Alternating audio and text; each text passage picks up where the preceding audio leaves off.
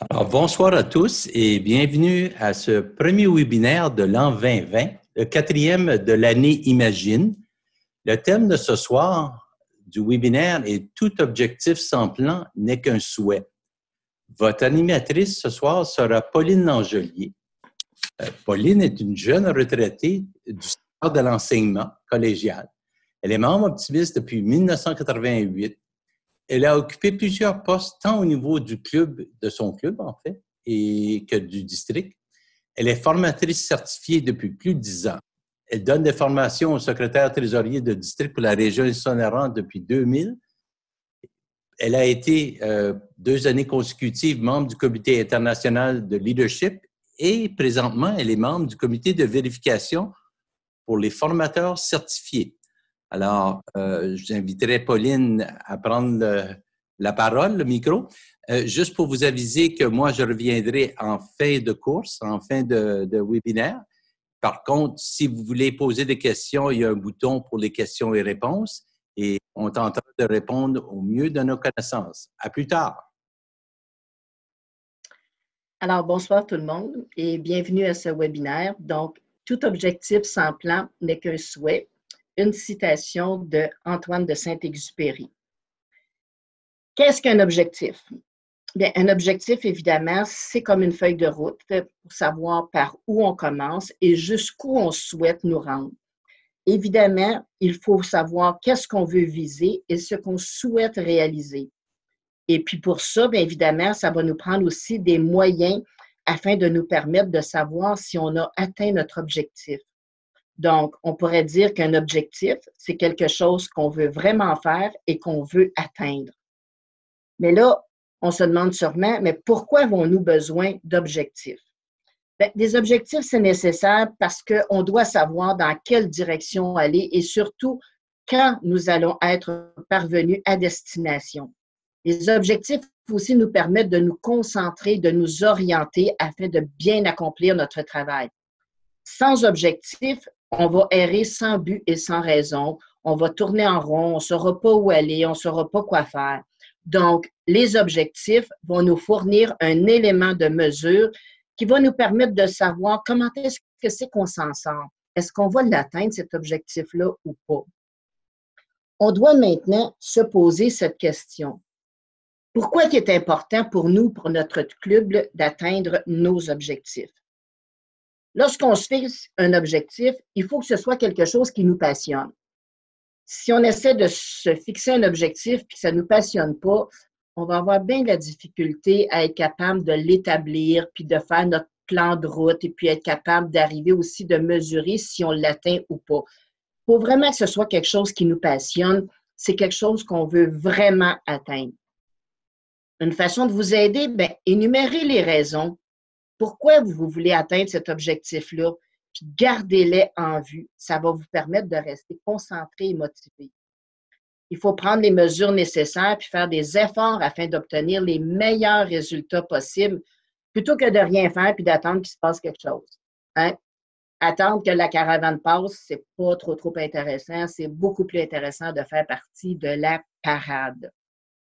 Quand on va établir nos objectifs, ça peut nous aider à prendre des idées qui sont plus importantes, qui sont plus intimidantes, qui sont plus compliquées, puis de les décomposer en petites étapes qui vont être beaucoup plus réalisables. En examinant nos étapes plus petites, ça va être plus facile de se créer un plan d'action sur lequel on va pouvoir commencer à travailler immédiatement. Ça nous permet donc de transformer l'intimidation du grand projet en étapes réalisables, ce qui va nous procurer motivation et satisfaction.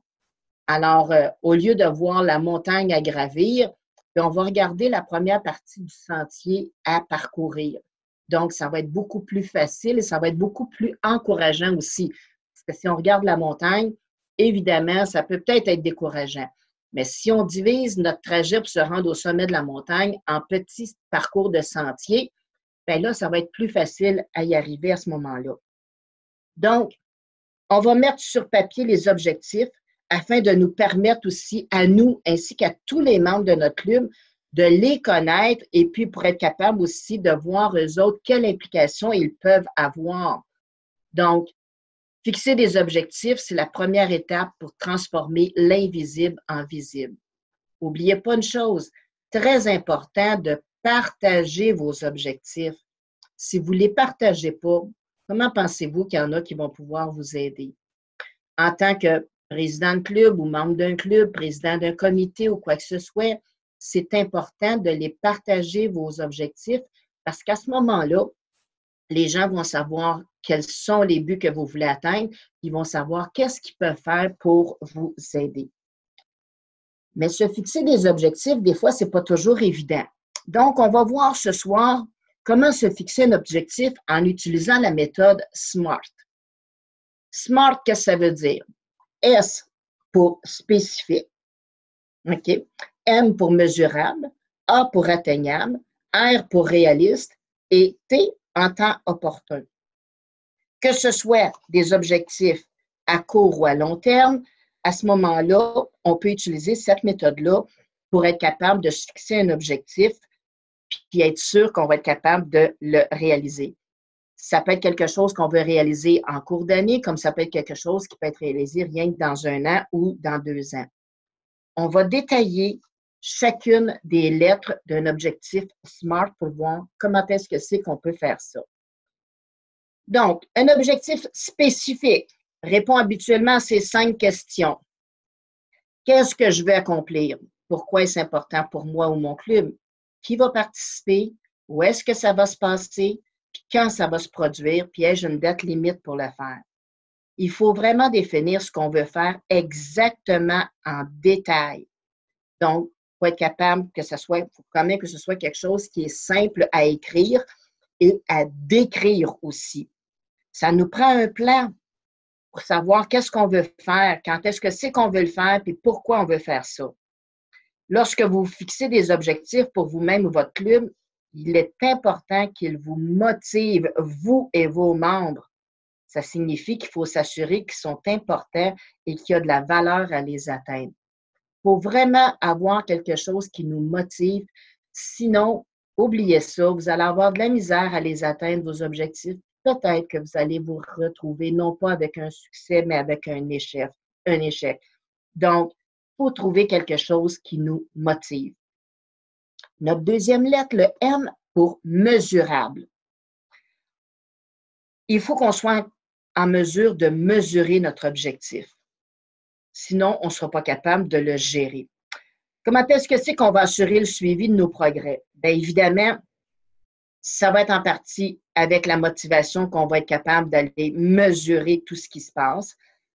Ça va nous permettre aussi d'établir des étapes importantes qui vont nous permettre de célébrer lorsqu'on les réalise et de les réévaluer lorsqu'elles n'ont pas été réalisées.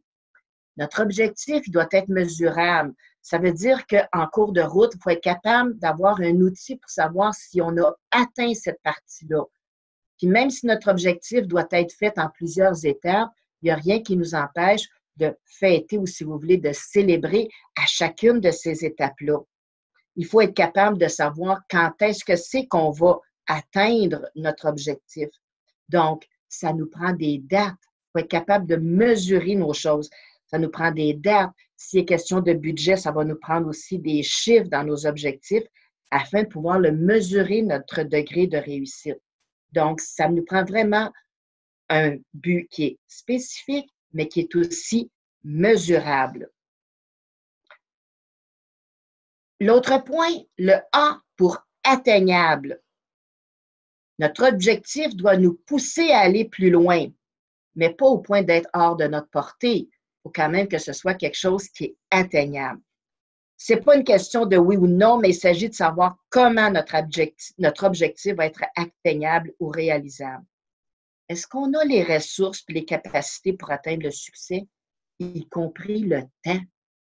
Si je me mets un objectif et que c'est quelque chose qui risque de prendre 300 heures, mais que dans le fond, on dispose seulement de 50 heures, bien peut-être qu'il n'est pas atteignable notre objectif.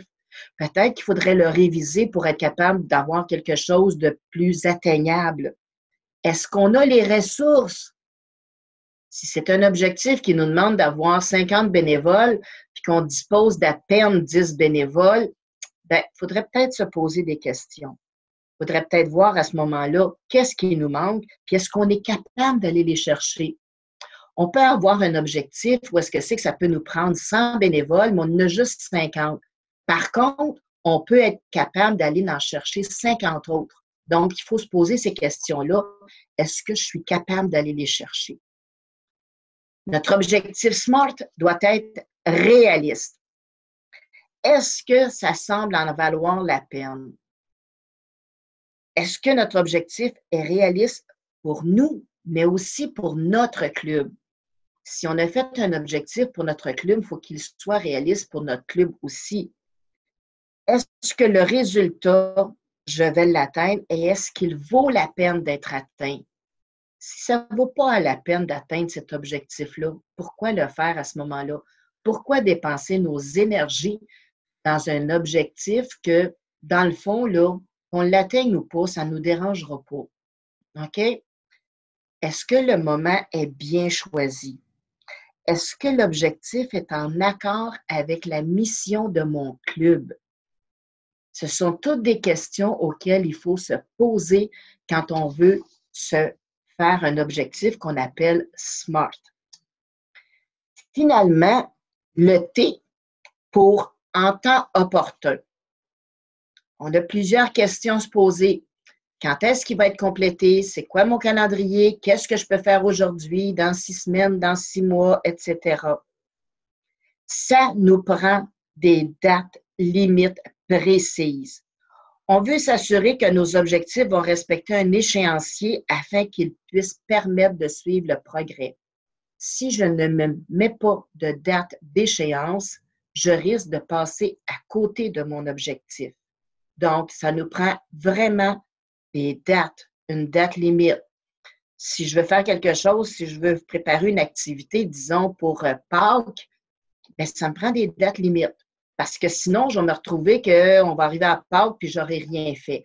Donc, s'il faut faire des choses, il faut être capable de dire, bon, ben là, OK, à telle date, je devrais avoir fait telle chose. À telle date, telle autre chose. À telle date, telle autre chose. Et après, je vais arriver à la date fixée, puis mon objectif va être atteint.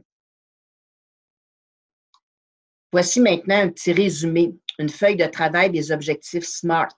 Donc, spécifique. Qu'est-ce qu'on veut atteindre exactement, puis en spécifier les détails. Qui, quoi, pourquoi, où, quand et comment. Ce sont les questions qu'on doit se poser. Mesurable. Comment vais-je assurer le suivi de mes progrès? Comment, puis à quelle fréquence? Atteignable. À mes yeux, est-ce que c'est atteignable? Est-ce que j'ai tout ce qu'il me faut pour que cela soit possible, incluant le temps? Réaliste. Quels sont les résultats espérés? Quel est le changement attendu? Est-il réaliste? En temps opportun, quand cela sera-t-il complété? Est-ce un temps opportun? Donc, ça vous fait une belle feuille de travail pour être capable d'écrire un ou des objectifs en utilisant la méthode SMART. Cette année, le thème de notre président international, Adrian Melcock, est « Imagine ». Alors, imaginez une collectivité où les enfants sont nourris, habillés et ont un foyer puis sont aimés.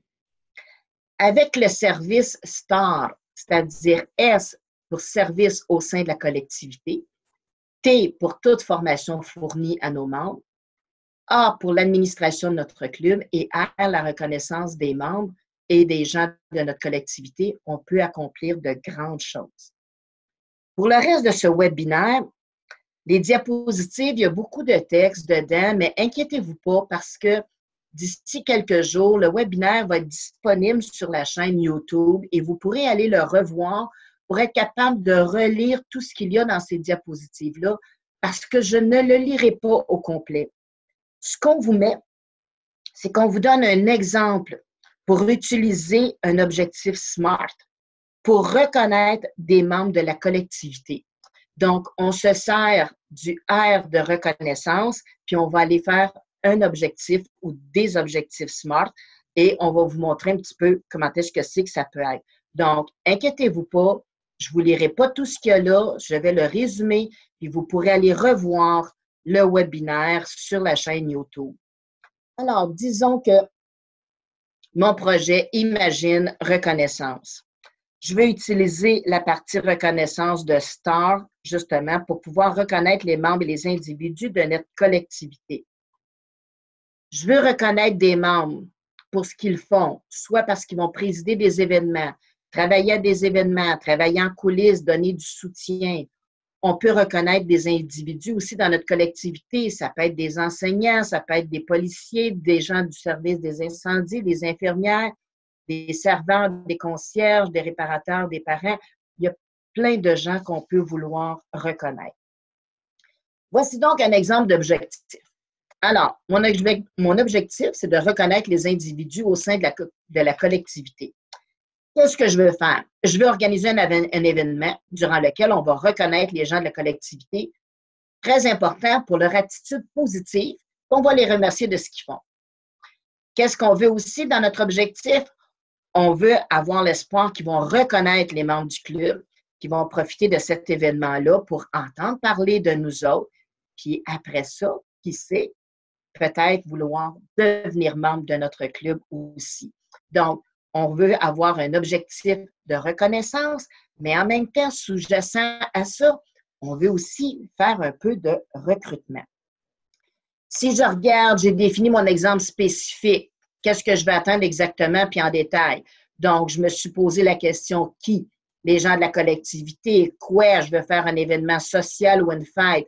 Pourquoi? C'est pour rencontrer les membres, puis en même temps pour montrer qu'est-ce que c'est qu'on fait. Ou on va faire ça dans un restaurant, on va réserver une salle de réunion, de la pizza avec une bière ou du vin, quoi que ce soit.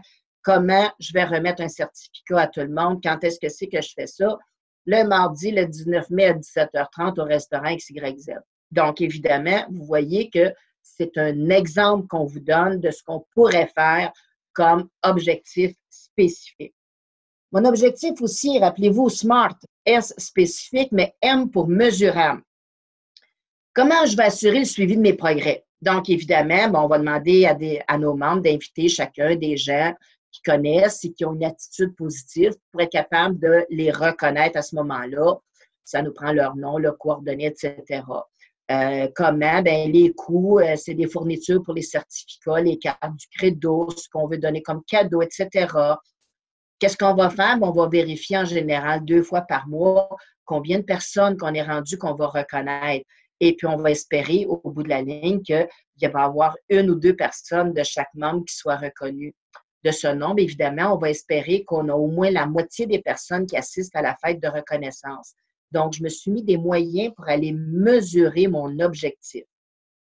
Est-ce qu'il est atteignable? Est-ce que c'est réalisable pour mon club? Bien, si les membres du club reconnaissent une personne qu'ils connaissent puis qu'ils peuvent connaître, bien, ma liste des participants à la fête va être longue. Imaginez-vous, si on est 50 membres dans le club puis que chacun connaît une personne qui peut être reconnue, ça peut faire une belle grosse fête de reconnaissance. Même si notre club ne comptait que juste 20 membres, imaginez 20 membres plus 20 personnes qu'on reconnaît. Puis peut-être qu'il y en a qui en connaissent plus qu'une aussi. Donc, à ce moment-là, on pourrait avoir une très belle fête. Avons-nous ce dont nous avons besoin pour rendre cela possible, y compris le temps? Est-ce qu'on a du monde pour faire nos certificats? Est-ce qu'il y en a qui est prêt à rédiger la liste des participants, envoyer des invitations? On vous dit aussi qu'on a 4 mois pour commencer notre processus. Bien, 4 mois, il y en a qui vont dire pourquoi 4 mois? N'oubliez pas, nous sommes en janvier. Puis dans notre exemple, on a dit qu'on voulait faire notre fête au mois de mai. Donc, pour se rendre au mois de mai, il nous reste 4 mois. Est-ce que notre objectif est réaliste? C'est quoi les résultats? On veut rassembler des gens de la collectivité qui sont positifs. N'oubliez pas, c'était dans notre objectif au départ. Ça nous prend du monde qui ont des pensées positives. On veut les reconnaître puis les inviter à se joindre à nous pour s'engager dans notre club. Le changement attendu, bien évidemment, on veut faire croître le club en augmentant le nombre d'effectifs. Plus d'effectifs veut dire plus d'idées, plus de projets pour les jeunes de notre collectivité.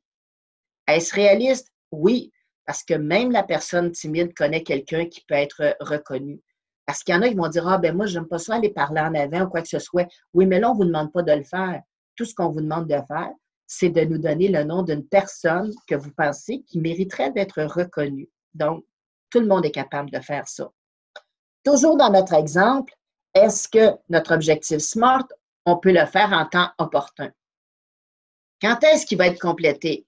Bien, évidemment, de janvier à mai, on a 4 à 5 mois en général, du début à la fin. Donc, ça va finir avec notre grande fête de récompense.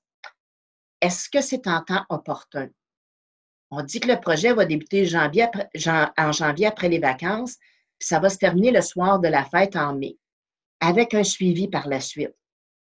Bon, janvier à mai, ça a de l'allure pour être capable de présenter, de préparer un projet comme celui-là avec cet objectif-là, parce qu'on sait très bien que des fois, on a peut-être des mois qui sont un petit peu plus morts au printemps puis à la fin de l'hiver. Donc, ça nous donne le temps d'être capable de faire ces choses-là. Et là, qu'est-ce qui se passe? Bon, bien là, le premier mois, on va aller réviser notre objectif. On commence à avoir des noms, on commence à s'engager, à reconnaître les gens, etc.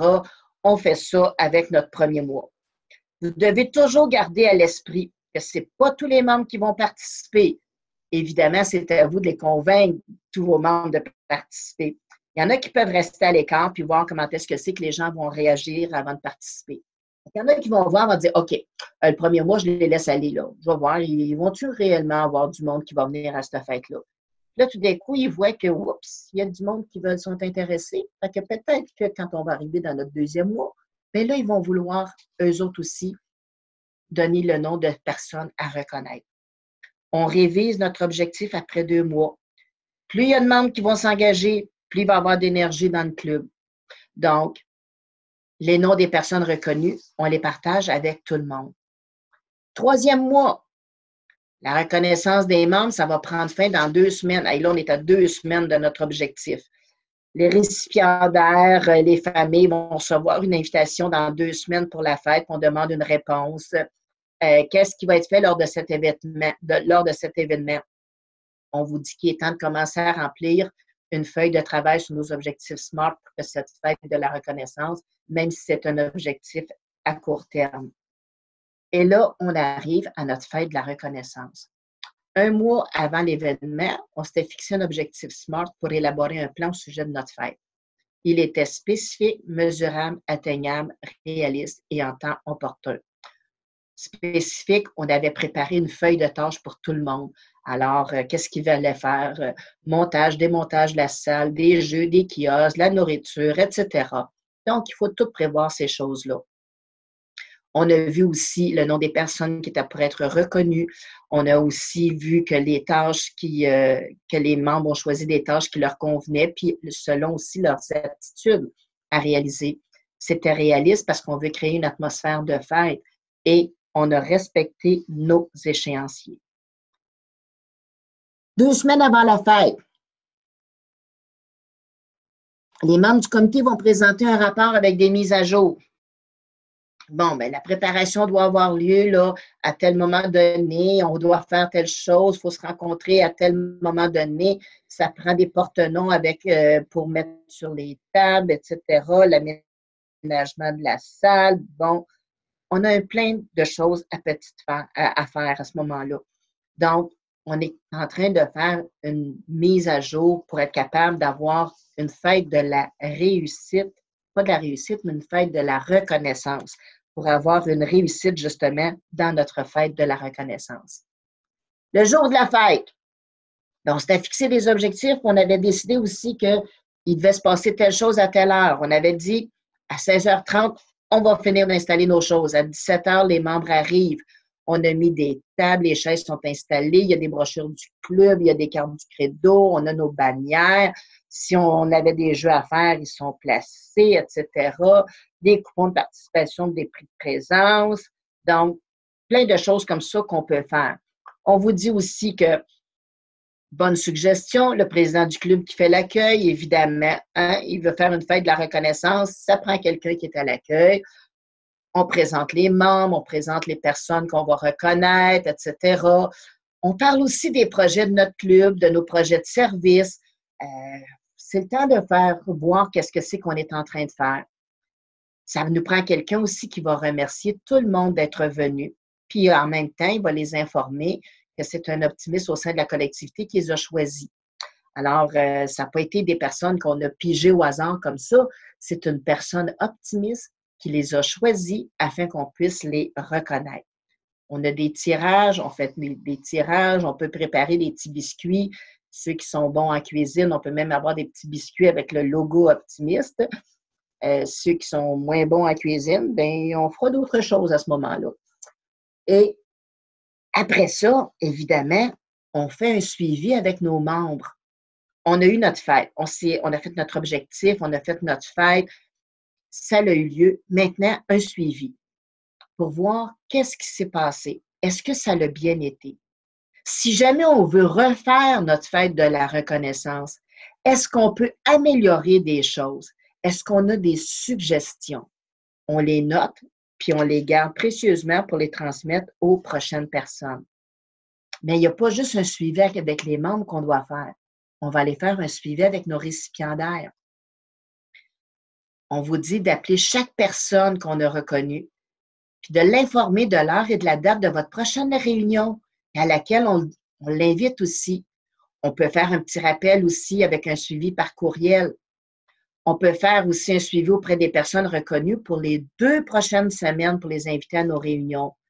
Il y en a qui vont dire, ben je ne veux pas les harceler. Non, envoyez-leur leur information comme étant justement comme une invitation à venir vous revoir après avoir été reconnu.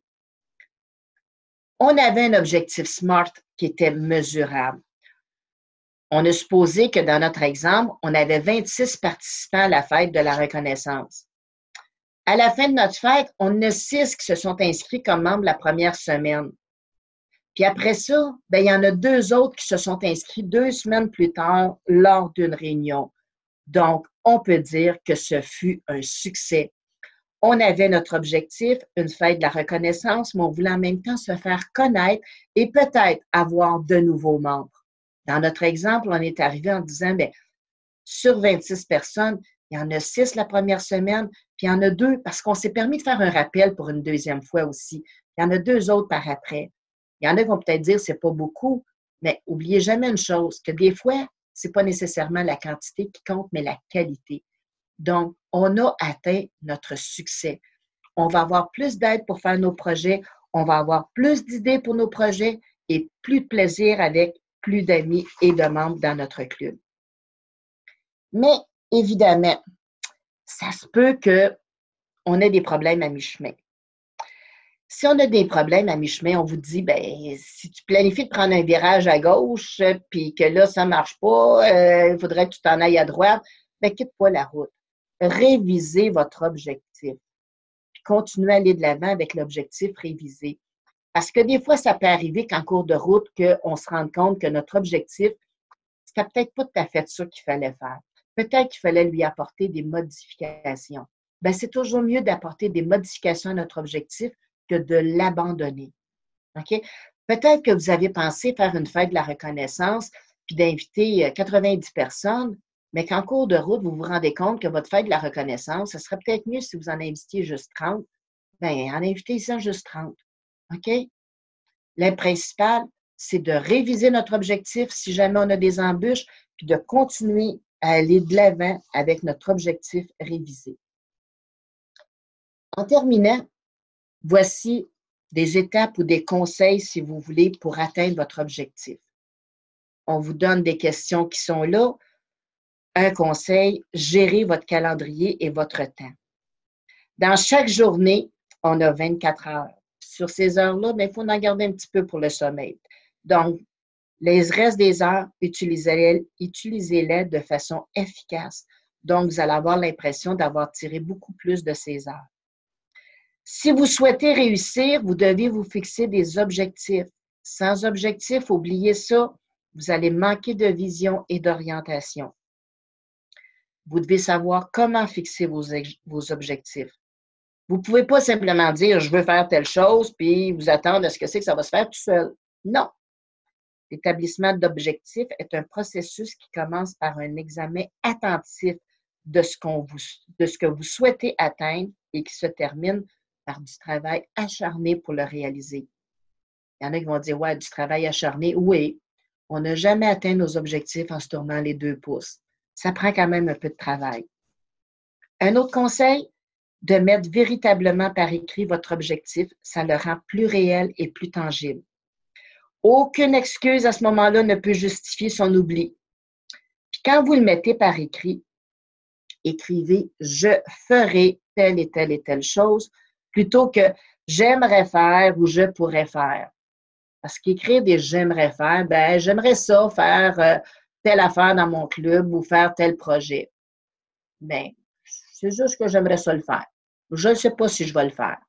Tandis que si j'écris « je ferai tel projet dans mon club » ou « je ferai telle action », bien là, évidemment, c'est beaucoup plus réel, c'est beaucoup plus tangible.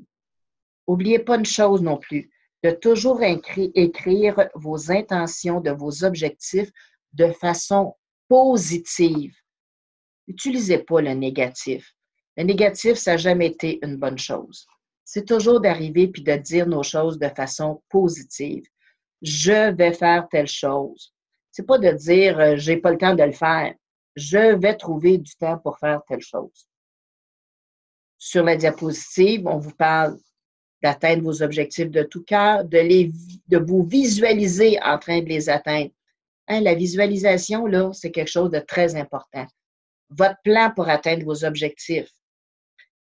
Engagez-vous à les atteindre en les mettant sur papier. Quand c'est écrit, c'est bien dur de passer à côté. Fixez vos moments pour les évaluer, vos progrès, puis régulièrement examinez l'ensemble de vos progrès. Donc, j'espère qu'avec la méthode SMART, que vous allez être capable maintenant de vous fixer des objectifs qui vont être spécifiques, mesurables, atteignables, réalistes et en temps opportun et que vous allez réaliser de grandes choses dans votre club. Merci de votre attention. Alors, merci, Pauline. Ça fut fort intéressant. Je pense que je vais encore planifier plus que d'habitude. Écoutez, la période des questions est ouverte. J'aimerais inviter les gens qui veulent le faire, soit dans l'onglet questions et réponses. J'inviterai aussi tous ceux qui sont présents, vous êtes nombreux ce soir, à répondre au court sondage qui va être mis en ligne dans quelques secondes et qui comporte 3 questions. C'est juste pour valider si les informations qu'on vous a données étaient bien claires, bien compréhensibles. Alors, j'ai déjà une question, Pauline. En fait, ce sont des félicitations. En fait, pour dire à quel point Pauline connaît bien ces sujets. Ça va de soi. Je ne sais pas s'il y en a. Ah, j'ai peut-être quelqu'un qui veut chatter. On va aller voir. N'oubliez pas le petit sondage.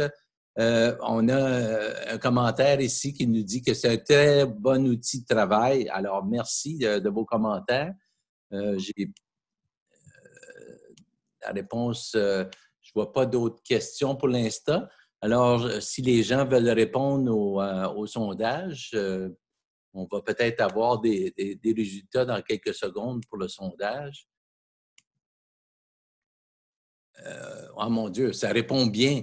Il y a 75% des gens qui ont bien répondu à la première question et 100% la deuxième question. Et la troisième question aussi, c'est 100%. Ça veut dire que les gens ont bien écouté.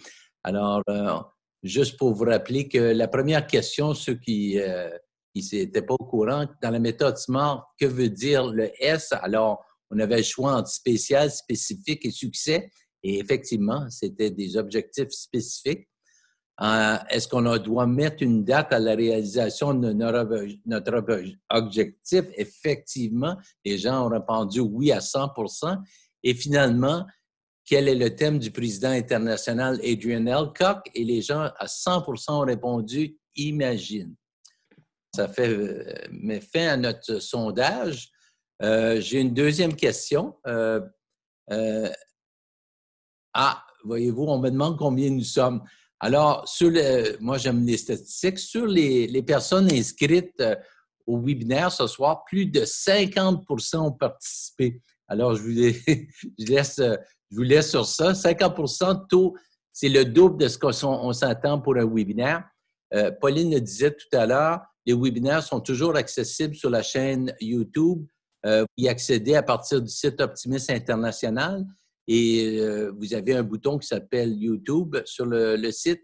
Et là, vous allez avoir tous les différents types de vidéos qui ont été tournées, dont ce qu'on appelle une liste de webinaires.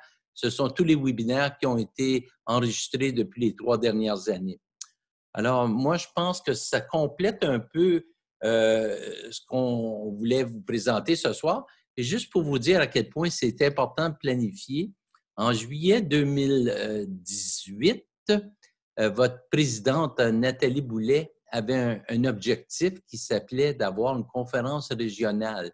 Alors, juillet 2018, ça fait faire un bon 18 mois, ça, non? Pas loin. Et pour vous dire à quel point les gens ont planifié, bien, je vous invite à venir voir le résultat qui va être la conférence régionale 2020 le 6, 7 et 8 mars prochain à Trois-Rivières au Centre des événements et congrès interactifs. C'est l'Hôtel Delta. Ceux qui ne sont pas inscrits, vous avez encore quelques jours pour bénéficier du tarif hâtif. Sinon, bien, les tarifs vont augmenter à partir de jeudi. Et juste pour vous dire qu'il y a encore des webinaires qui sont cédulés cette année. Le prochain aura lieu le 17 février. Et le webinaire, le thème, c'est le programme d'épanouissement professionnel, le PEP. C'est franchir les différents niveaux ou commencer. Alors, moi, je laisse le mot de la fin à notre animatrice hors pair, Pauline. Et je vous souhaite à tous une bonne année parce qu'on est toujours au mois de janvier et on se revoit au mois de février. Alors, merci à tous de votre participation. Et personnellement, j'espère vous rencontrer lors de la conférence 2020 parce que, évidemment, je serai présente les 6, 7 et 8 mars parce que c'est un événement à ne pas manquer. Et en attendant, n'oubliez pas de vous inscrire pour le prochain webinaire parce que le PEP, c'est un autre programme très intéressant et les webinaires sont faits pour vous. Alors, merci et bonne soirée.